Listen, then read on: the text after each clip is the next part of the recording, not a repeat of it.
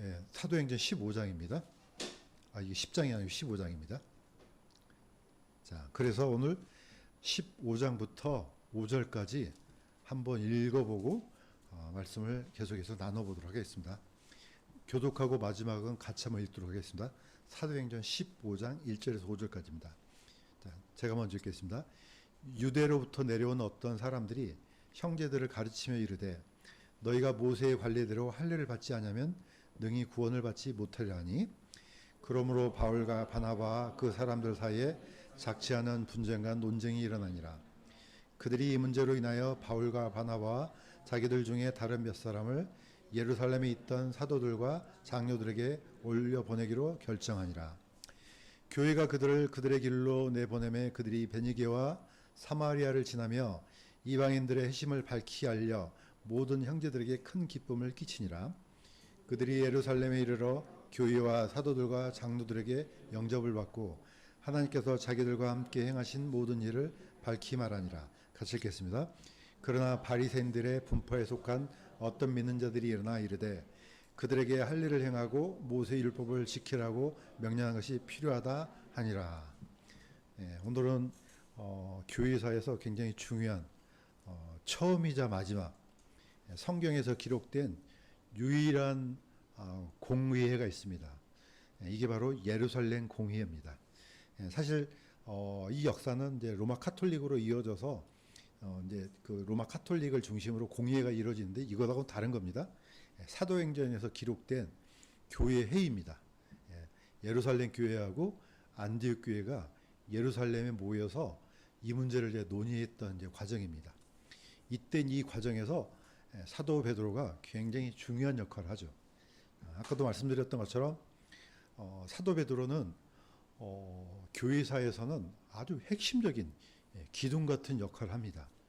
이 사도 베드로의 증언 때문에 오늘날 예수 그리스도 안에서 유대인과 이방인이 그 사이에 아무 차별 없이 또 성령도 유대인들의 예루살렘 교회에게 임하신 성령하고 안디옥 교회에게 사도 바울을 파송했던 그 성령이 동일함을 증명할 수 있는 그런 획기적인 아주 중요한 역할을 합니다. 자, 오늘 우리가 이렇게 나눈 이 말씀 속에서 우리는 사도 바울뿐만 아닙니다. 교회 역사에서 우리는 일종의 작은 조각하고 똑같습니다. 그런데 그 작은 조각이 없으면은 큰 그림이 만들어질 수가 없습니다. 그래서 우리는 보는 우리 각 사람이 맡고 있는 그게 뭐 어떤 직분이든지 아니면 하나님께서 감동을 주셔서 뭐 어떤 하고 있는 일이라든지 또는 심지어 그냥 별 아무 일도 없는 것처럼 생각되지만은 또 여기 앉아서 주님께 예배드리는 이 모든 것들은요 작은 조각이에요. 그렇지만 그 작은 조각이 다 붙여지면은 하나님께서 기뻐하신 하나의 그림이 나오거든요. 이런 관점으로 보면은 그래서 이게 필요했구나라는 생각이 듭니다. 자, 심지어는 이런 것들이 때로는 각 사람들한테 어떤 고난으로도 다가올 수가 있어요. 왜 하나님은 나한테 왜 이러시지? 이렇게 생각할 수도 있어요. 다른 사람하고 왜 또 다른 형제들은 저렇게 하나님께서 복을 주시는데 나는 왜 맨날 이렇게 고난만 있지? 뭐 이런 것도 있을 수 있습니다. 그러나 이것도 하나님의 넓은 틀에서 보면 일종의 조각이에요. 하나님은 우리처럼 시간 속에서 살고 있는 게 아니에요. 그러니까 강이 시작되는 물줄기부터 저 바닥까지 한눈에 다 보셔요. 그러니까 하나님은 전체가 한눈에 들어오죠. 우리는 이 짧은 시간을 살고 있기 때문에 그 시간 속에서는 이해가 안 돼요. 왜 이러시지? 그럴 수 있습니다. 그러나 하나님의 넓은 눈으로 보면은 다 이유가 있는 겁니다. 그 순간을 잘 이겨내면은 하나님께서 놀라운 더 큰 복으로 갚아주실 줄로 믿습니다. 자, 사도 바울 1차 선교여행 한번 봅시다. 자, 이 15장이 있기 전에 어떤 일이 일어나느냐. 사도 바울은 총 1차, 2차, 3차 선교여행을 떠나죠. 바로 오늘 예루살렘 공의회는 1차하고 2차 사이에 일어난 일이에요. 그러면 1차 뭐 반복하는 것처럼 한번 보겠습니다. 사도 바울의 1차 선교여행 지도 좀 크게 좀 보여주시겠어요? 가능합니까? 예. 자, 사도 바울의 고향은 저 위에 있는 다소입니다. 자, 이 다소에 있던 사도 바울을 데리고 온 사람은 바로 바나바입니다. 바나바는 누굽니까? 예루살렘 교회에서 파송된 사람이에요. 그러니까 파송 받아가지고 안디옥 교회의 첫 번째 목사가 됐다고 보면 이해가 됩니다. 그래서 파송 받아갖고 첫 번째 목사가 바나바예요. 이 바나바가 가만히 있지 않고 사도 바울을 데리고 오죠. 다소에서 데리고 와서 둘이서 이 안디옥 교회를 이렇게 세우죠. 어떻게 보면은 파운더입니다. 지역 교회. 자, 이 두 사람이 이제 전도를 해서 많은 사람들이 모였습니다. 그래서 이 안디옥 교회에서 처음으로 크리스찬, 그리스도인이라는 이름이 역사적으로 붙게 됩니다. 그래서 오늘 우리가 그리스도인 하잖아요. 이건 언제부터 생겼습니까? 바로 이 안디옥 교회가 처음이에요. 이때부터 이제 모든 세상에 있는 모든 사람들, 예수님을 따르는 모든 사람의 어떤 칭호가 붙습니까? 그리스도인이라는 칭호가 붙습니다. 바로 여기 안디옥입니다. 자, 안디옥에서 이제 어디로 갑니까? 이 두 사람을 파송했던 분은 딴 분이 아니에요. 성령께서 두 사람을 선택해서 파송해요. 안디옥 교회가 파송했지만 선택한 분은 성령님이에요. 성령님이 자, 두 사람을 보내 하니까 이제 드디어 바로 지금 섬 있죠. 개혁 성경에는 여기를 이제 구브로로 나오는데 키프로스입니다. 키프로스 섬에 들어갔는데 제일 먼저 갔던 것이 살라미입니다. 살라미스 또는 살라미인데 이 살라미에서 누구를 취합니까? 여기서 이제 마가가 나와요. 지금 사복음서에 있는 마가복음 그 저자가 이 마가예요. 이 사람을 어디서 취합니까? 여기 살라미 유대 해당에서 취합니다. 그러니까 같이 이제 성교행을 떠났어요. 자, 그래서 이제 육지로 올라갔죠. 소아시아에. 버가로 갔더니 마가가 처음에는 그냥 내가 지금 하나님의 이 위대한 일을 위대한 사역을 같이 할 수 있는 그런 기쁨을 갖고 시작했습니다. 근데 섬 벗어나자마자 이거 못 해먹겠네 이거. 바로 이 버가에서 어디로 갑니까? 예루살렘으로 돌아가 버립니다. 바로 이게 버가에서 그런 일이 일어났죠. 자, 우리가 이제 지도를 보면은 좀 약간 입체적으로 들어오지 않습니까? 이게 자, 버가에서 안디옥으로 올라가죠. 자, 이 안디옥하고 이건 틀립니다. 여기는 시리아 안디옥. 저 있는 안디옥은 비시디아 안디옥이라고 그렇죠. 바로 여기서 유대 해상에다 이제 복음을 전하니까 사도 바울을 너무 핍박하잖아요, 유대인들이. 그러니까 사도 바울이 나는 이제부터 이방인들에게로 향하겠다. 이 선포를 어디서 합니까? 이 안디옥에서 해요. 그런데 이 사람들이 어디까지 쫓아옵니까? 이고니움, 루스드라까지 쫓아옵니다. 사도 바울은 이고니움에서 루스드라로 왔죠. 자, 루스드라는 왜 유명하죠? 여기는 디모데의 고향이에요. 디모데는 일대는 디모데를 취한 거 아니죠. 2차 선교여행 때 취하고 1차는 여기서 이제 사도 베드로하고 바나바를 돌로 쳐서 죽은 줄 알고 성 밖에다 버렸더니 나중에 벌떡 일어나서 다시 성으로 들어갑니다. 어떻게 보면 이제 기적 같은 일이 바로 이제 루스드라에 일어났죠. 어쩌면은 디모데가 이 사건을 알고 결정을 했을지도 몰라요. 저분들은 평범한 사람들이 아니다. 내가 일생을 같이 할 만큼 가치 있는 분이다. 본인도 이렇게 생각했을 수도 있습니다. 바로 이 루스드라입니다. 그래서 더베에서 가서 다시 그대로 와서 다시 이제 안디옥으로 갑니다. 이게 사도 바울의 1차 선교 여행입니다. 자, 이게 왜 중요하냐면요.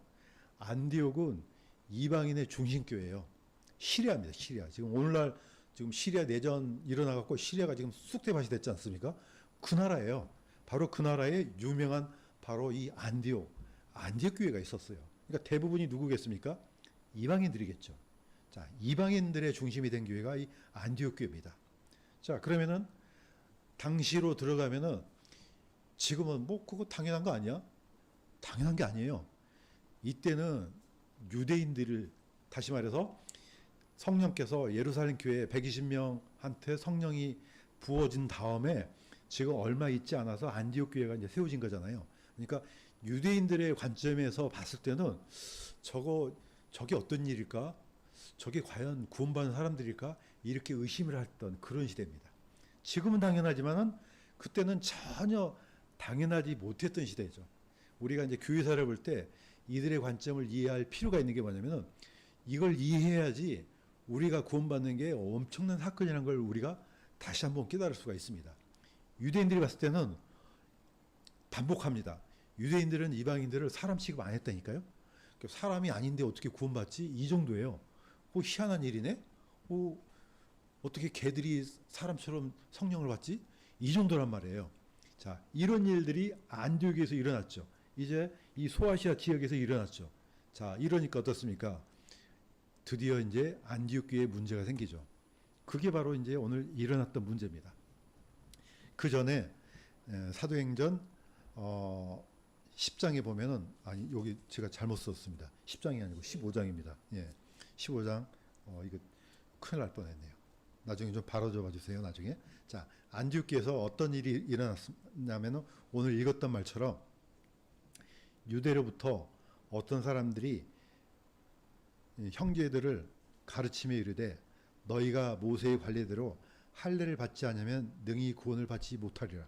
지금은 이건 말도 안 되는 소리 하고 있어. 이렇게 하지만 그때는 굉장히 혼동스러운 시대예요. 왜냐하면 누가 왔습니까? 유대 예루살렘에서 어디로 갑니까? 안디옥까지 내려가 가지고 뭐라고 가르칩니까? 자, 너희가 모세의 관례대로 할례를 받지 않으면은 그건 구원 안 받아, 못 받아. 그러면 이방인들이 그래요? 지금은 말도 안 되는 소리 하고 있어. 하지만 이때는 그런가? 그러면은 이방인들도 유대인들처럼 할례를 받아야 되나? 이런 시대입니다.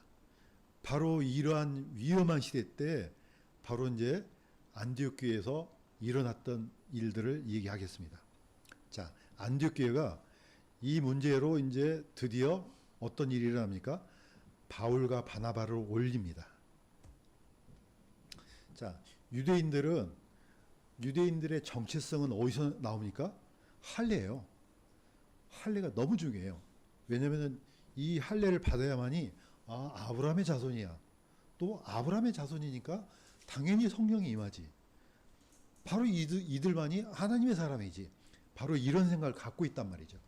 자, 이때 이 사람들이 이방인 교회에 가서 이런 문제를 일으키니까 여기에 우리가 읽었던 그대로 바울과 바나바와 그 사람들 사이에 적지 않는 분쟁과 논쟁이 일어나니라. 그들이 이 문제로 바울과 바나바와 몇 사람을 예루살렘에 있던 사도들과 장로들에게 올려보내기로 결정하니라. 이때는 사도 바울이지만은 이 문제를 야 닥쳐 이렇게 할 수가 없었어요. 왜냐하면 이게 그런 시대가 아니에요. 자, 예루살렘 교회가 안디옥 교회는 지역 교회가 독립적이에요. 그렇지만 이 시대에는 이 문제를 해결해야 돼요. 왜냐? 이미 예루살렘 교회에는 사도들과 이미 어떻게 보면은 중요한 분들이 다 있잖아요. 이쪽으로 올려 보내서 이 문제를 해결해야 되죠. 그래서 드디어 두 사람을 이제 파송합니다. 두 사람과 이제 여러 사람들을 같이 이제 올려 보냅니다. 자, 올려 보냈을 때 이 문제를 우리가 교회사에서 획기적인 문제로 생각을 해야 돼요. 반복하지만은 이 유대하고 이방인 이거는요, 우리 생각처럼 지금은 당연한 거지만 옛날에는 전혀 당연하지 않았던 문제예요. 오늘 밑에 있는 그림처럼 지금 현재는 팔레스타인과 유대 문제가 지금 이게 이제 전쟁도 있지만은 둘 사이에는 간극이 있습니다. 예수님 안에서는 유대인이든 이방이든 상관없어요. 그렇지만은 이들이 지금은 이때 당시 때는 이렇게 생각할 여유가 없었어요. 이게 바로 교회사입니다. 자, 그러니까 이 문제가 나중에 해결되고 2차 선교여행 때는 어떻게 합니까? 사도 바울이 안디옥에서 다소에서 루스라고 해서 드디어 소아시아를 거쳐서 유럽을 해서 예루살렘 교회로 가요. 1차 선교여행은 바로 안디옥으로 들어오잖아요. 그렇지만은 2차 선교여행은 끝나고 어디로 옵니까? 예루살렘으로 들어가요. 왜냐? 보고를 해야 돼요. 사도 바울하고 바나바가, 아니 여기는 바나바가 아니죠. 사도 바울이 이제 신라를 데리고 예루살렘 교회에 가가지고 우리가 이방인들 지역에서 이렇게 선포하였고 또 그 결과가 이렇습니다 하고 사도들에게 보고하죠. 이 말은 안디옥 교회가 예속돼서 그런 게 아니에요. 아까 1차 선교여행 때 일어났던 이 문제를 이제 보고해서 예루살렘 교회나 이방인 안디옥 교회나 똑같다는 것을 여기서 이제 교회사에서 증명한 겁니다. 자, 우리는 당연한 거지만은 이 시대에 이 문제가 일단락되지 않았으면요, 매우 큰 문제가 일어날 수가 있습니다. 아까도 얘기했던 것처럼 성령이 예루살렘 교회 성령하고 안디옥 교회 성령이 다른가? 이렇게 생각할 수 있어요. 또 예루살렘 교회 선포했던 복음하고 안디옥 교회 선포했던 복음이 다른가? 이 혼란한 문제를 잠재웠던 핵심적인 인물이 누굽니까? 아까 말했던 사도 베드로입니다. 자, 다시 한번 짚어 넘어가겠습니다. 자, 사도 바울 시대의 안디옥을 보겠습니다. 자, 사도 바울 시대의 안디옥은요, 작은 도시가 아닙니다. 자, 이 지중해에 있었을 때 제일 큰 도시가 영향력이 있는 도시는 로마입니다. 다녀고 그 다음에 저기 이집트에 있던 알렉산드리아, 여기도 대도시죠. 그 다음에 안디옥입니다. 그만큼 이 안디옥은요 거대한 도시였죠. 이때 이제 바로 여기에 이제 드디어 안디옥 교회가 세워졌던 겁니다. 자, 그래서 이제 사도 바울을 보내는데 보낼 때 건너갔던 이제 그 뭡니까 어떤 길을 이제 다녔는지에 대한 것도 나옵니다. 이게 이제 사도행전 15장 3절에서 4절입니다. 제가 읽겠습니다. 그들이 베니게와 사마리아를 지나며 예루살렘에 이르러 교회와 사도들과 장로들에게 영접을 받고 하나님께서 자기들과 함께 행하신 모든 일을 밝히 말하니라. 베니게는 바로 페니키아예요. 두루와 시돈이죠. 그러니까 해안길을 타고 따라서 왔다는 걸 우리가 짐작할 수 있죠. 그 다음에 사마리아. 사마리아 그러면 잘 안 들어오잖아요. 그 옛날 세겜 생각하면 돼요. 에발산과 그 그리심산 사이 거기를 지나서 육로를 타고 예루살렘으로 들어왔던 것을 우리가 이제 짐작할 수 있습니다. 자, 드디어 예루살렘에 도착했습니다. 자, 도착했더니 드디어 이제 아마 이건 상상력이 좀 상상으로 할 수 있습니다. 예루살렘 교회 안에 수많은 사람들이 이제 앉아갖고 이제 서로 토론하는 장면이 있죠. 이때 나섰던 사람들이 누굽니까? 바리새인들의 분파에 속한 어떤 자들 이렇게 돼 있습니다. 그러니까 바리새파 중에서 여기는 믿는 자들이라고 했는데 이 사람들이 뭐 진짜 믿는 사람인지 어쩐지 모르겠어요. 그렇지만 어쨌든 주장은 이래요. 자, 이 사람들이 일어나갖고 자, 그 사람들 안디옥 교회 사람들은 다 할례를 행하고 모세의 율법을 지키라고 명령한 것이 필요합니다. 이렇게 주장합니다. 무슨 소리 하고 있어? 이방인들도 다 할례 받아야 돼요. 그래야지 구원 받아요. 이렇게 했단 말이에요. 그러면은 지금은 이거는 논쟁거리도 안 되지만 그때 당시 때는 그런가? 아닌가? 헷갈리는 그런 시대죠. 자, 이때 누가 등장합니까? 베드로가 등장합니다. 자, 이거는 제가 읽겠습니다. 약간 기니까 사도행전 15장 7절에서 11절. 이 증언이요 교회사에서는 너무너무 중요합니다. 큰 그림 속에 작은 그림이지만은 이 작은 조각 하나가요 이 수많은 역사를 꿰뚫는 어떻게 보면은 모든 논쟁을 잠재우는 그런 증언이 됩니다. 제가 읽겠습니다. 많은 논쟁이 있은 뒤에 베드로가 일어나 하나님께서 우리에게 성령님을 주신 것 같이 그들에게도 주사. 자, 베드로는 뭘 증언했습니까? 이미 지난 시간에 한번 했습니다. 고넬료 집에서 성령 받았을 때 우리랑 동일하게 받았다 이렇게 합니다. 한 번 더 얘기합니다. 어디서요? 예루살렘 교회에서 하나님께서 우리에게 성령을 주신 것 같이 그들에게도 주셨다. 유대인한테 주신 성령하고 이방인들이 받은 성령이 똑같아 이겁니다. 이거 만약에 이 증언을 하지 않았으면요 큰일 나요. 그 다음에 우리와 그들 사이에 아무 차별도 두지 아니하셨느니라. 그러니까 유대인이나 이방이나 아무 차별이 없어요. 다 똑같아 이겁니다. 그러니까 우리가 받은 복음하고 이방인들이 받은 복음은 똑같아. 그 다음에 유대인이나 이방인이나 차별 없어. 자, 그런데 너희가 어찌하여 하나님을 시험하여 우리 조상들이나 우리나 능히 매지 못하던 멍에를 제자들의 목에 두려워하느냐. 이 말은 어떤 뜻입니까? 율법이 무겁다는 거예요. 이 율법이 너무 무거운데 문제는 율법주의가 딴 게 아니에요. 율법이 나쁜 건 아닙니다. 성경에 율법이 나쁘면요 구약 성경 다 뜯어버려야 돼요. 그럴 순 없어요. 문제는 뭡니까? 그 율법을 통해서 구원을 얻으려는 이 방법이 나쁜 거죠. 안 돼요. 불가능한데 그 방법을 쓰려고 하니까 무겁다는 거죠. 그러니까 사람들이 이 율법을 어떻게 생각했느냐? 이걸 메고 구원을 얻으려니까 얼마나 무겁겠습니까? 그래서 이 칭의하고 성화는요, 이걸 순서를 바꾸잖아요. 이건 저주예요. 칭의는 선물이에요. 성화는 선물이 아니고 보상이에요. 이 두 가지는 순서가 섞이는 순간 저주입니다. 성화를 통해서 칭의를 받으려고 그러면 이게 됩니까? 불가능하죠. 안 되는 거예요. 제가 보니까 제가 뭐 주제넘게 뭐 한국교회를 평가하고 이건 아니지만 이 두 가지만 잘 분리하고 설명만 잘해도 이런 혼란은 일어나지 않았나 생각이 들어요. 만약에 이것만 잘 설명을 해주면요, 로마 카톨릭이 일어날 수가 없습니다. 네, 그건 불가능해요. 이단들이 어떻게 일어나요? 불가능해요. 이게 헷갈린 거예요. 아직도. 유대 율법주의도 마찬가지예요. 구원은 믿음으로만 받아요. 칭의예요. 이건 선물이에요. 그 다음에 칭의를 받은 사람들이 주님을 향해서, 예수님을 향해서 닮아가는 거죠. 이 두 가지는 뚜렷하게 구별되어 있어요. 하나는 선물이고 하나는 보상이에요. 자, 이 사람들이 지금 그것 때문에 사도 바울이 이렇게 하는 겁니다. 자, 그러면서 오직 우리는 그들과 마찬가지로 주 예수 그리스도의 은혜로 구원받는 줄을 믿노라. 이 선포는요, 짧은 선포지만은 엄청나게 강력한 파워가 있는 겁니다. 사도 바울이 아예 전부 다 그냥 입을 다 막아버린 거예요. 네. 성령 똑같다니까. 그 다음에 구원받는 거 믿음으로 받는다니까. 은혜는 선물이에요, 선물. 그냥 우리 행동으로 뭘 받는 게 아니고 그냥 거저주시는 선물이야. 그러니까 믿음으로만 받아, 이걸 해주죠. 자, 그래서 이제 예루살렘 교회가 결론을 내립니다. 그런데 놀랍게도 이 결론을 누가 내립니까? 사도 베드로가 내리진 않아요. 여기는 야고보가 내려요.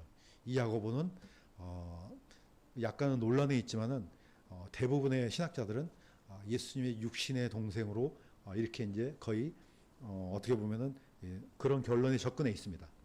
어쩌면은 아마 이분도 처음에는 예수님을 믿지 않았지만 나중에 부활하신 후에 지금까지 평생을 우리랑 같이 살고 있던 저분이 메시아였네? 아마 이랬을 것 같아요.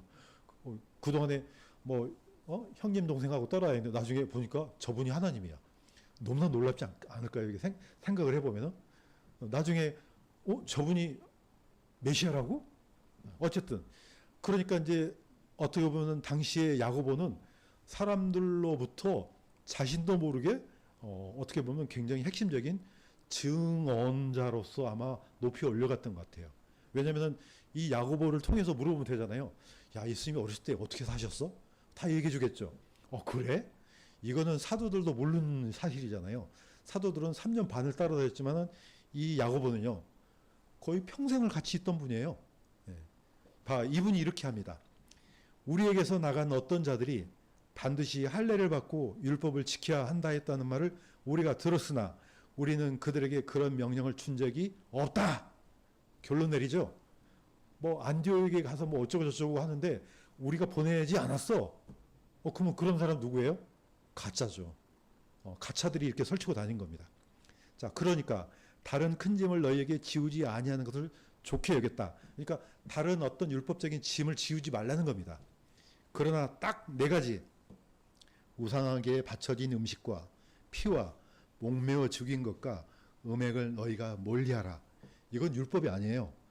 적어도 이 4가지는 해야지 뭐가 돼요? 교제가 되는 거예요. 사도들이 뭔가 벌을 받는 게 아니고 이걸 만들어 놔야지 유대인과 이방인 사이에 어느 정도 벽이 없어지는 거죠. 유대인들은요, 우상에게 바쳐진 음식, 피, 목매어 죽인 거, 음행을 지금 이방인들이 하고 있는데 교제가 됩니까, 안 됩니까? 불가능합니다, 이거는. 그러니까 적어도 유대인들 편에서 이것을 4가지를 씁니다. 그래서 이제 결론을 내리면은 유대인과 이방인들의 교제를 위한 최소한의 이제 기준으로 볼 수 있습니다. 물론 이게 이제 헬라 문화하고 굉장히 밀접한 관계도 돼요. 왜냐? 자, 저는 어렸을 때 이제 그 시골에서 보면은 제사 음식을 이제 잔뜩 장만하잖아요. 그러면 그 다음날 사람들 다 불러 모아서 같이 먹어요. 옛날에는 시골에는 이런 풍습이 있었거든요. 똑같아요. 이방인들도 이방 신들한테 제사를 지내잖아요. 그런 그 음식을 같이 나눠 먹었어요. 그럼 이건 뭡니까? 우상하게 바쳐진 음식 그러면 단순히 음식 문화가 아니고 같은 교제예요. 자, 우리 제우스 신한테 예배드렸는데 이제 바쳐진 음식 같이 먹어. 하나가 되는 겁니다. 이거 교제가 되겠습니까? 안 되겠습니까? 불가능하죠. 그 다음에 이 음식들이, 이 고기들이 시장으로 유통됐어요. 이거 어제 그 아폴로 신한테 제사 드렸던 음식이야. 그럼 어떻게 해? 그래? 나도 좀 사갈게. 이런 문화가 형성이 되는 거죠, 이게. 그 다음에 피. 이거는 구약 성경에 유대인들이 철저하게 지켰던 거 아니겠습니까? 뭐 피를 마시거나 또는 목매어 죽인 거, 이건 안 됩니다. 지금도 코시법에 의하면은 이건 철저하게 지켜요. 이거는 율법하고 상관없이 유대인들이 먹는 음식 문화예요. 이거하고 섞일 수가 없죠. 음행은 두말할 것도 없고요. 자, 왼쪽에 있는 아프로디테 여신상이에요. 고린도 교회가 어떤 교회였습니까? 바로 이 아프로디테의 주신으로 섬겼던 그 도시가 고린도입니다. 그러니까 이 고린도는 어떻습니까? 거의 이방 문화 자체예요. 그러니까 이 아프로디테를 기쁘게 하기 위해서 이제 그 산당에 올라가서 뭘 합니까? 창녀짓을 하는 거예요, 이게. 이게 이제 교회사에도 보면은 약 1000명이나 됐다고 이렇게 나와요. 이거 자체가 그들의 신을 기쁘게 하는 거예요. 그러니까 어떻습니까? 전부 다 이방 문화하고 연결이 되어 있습니다. 그러면 유대인들이 이런 습성에 젖어 있는, 적어도 어떻게 보면은 안디옥교회 성도를 하는데 이런 데서 이 습성을 갖고 있으면 교제가 됩니까? 안 됩니까? 불가능한 겁니다. 그래서 사도 바울이, 예루살렘 교회는 적어도 이 정도는 하지 말아라, 이거죠. 그래야지 교제가 되고 예수 그리스도 안에서 하나가 되죠. 자, 이런 것들이 일종의 교회사입니다. 이런 걸 통해서 지금 우리 교회까지 연결되어 있는 거죠.